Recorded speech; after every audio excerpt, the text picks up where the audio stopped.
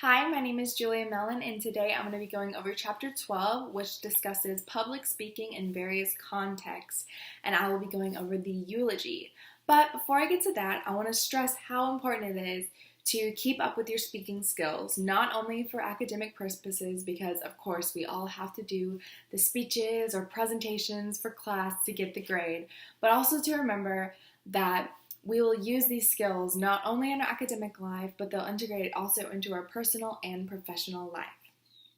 Some ways it'll integrate into our personal lives is the eulogy. So about a year ago, my grandma asked me to give the eulogy at my grandfather's funeral.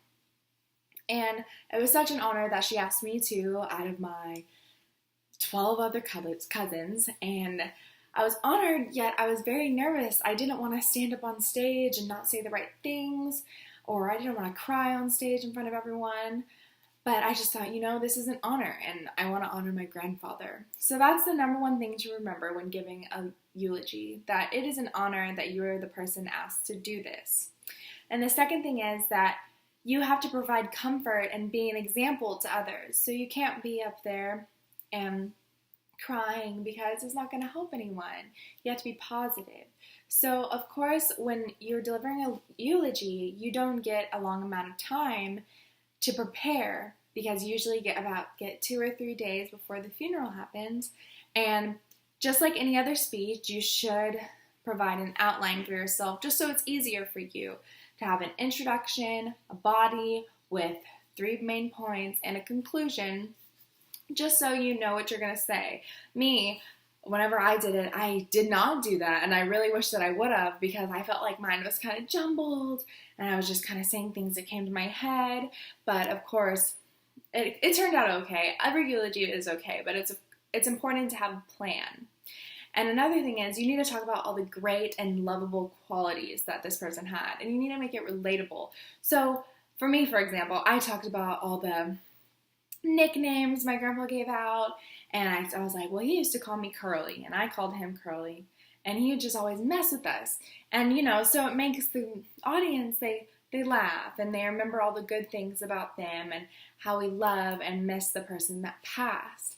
And of course, you want to mention all the accomplishments that that person had, and I mean, when you're looking back on someone's whole life, people have a ton of accomplishments, so you have to kind of break it down on the ones that are relatable or most important, whether that's with your family, how many kids they've had, or grandkids, or whether that's with their friends, or in their professional lives, what have they achieved, or just in the community as a whole. So you want it to be able to put a different aspect in there to where no matter who's sitting in the crowd, they can understand, remember, oh wow, I remember when he or she did something like that, so they can connect with you.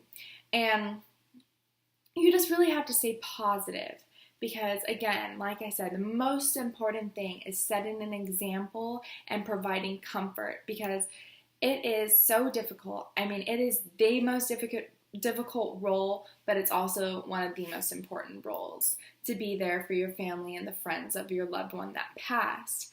And like the book says, the eulogy is described as the most difficult speech, and I could not agree more.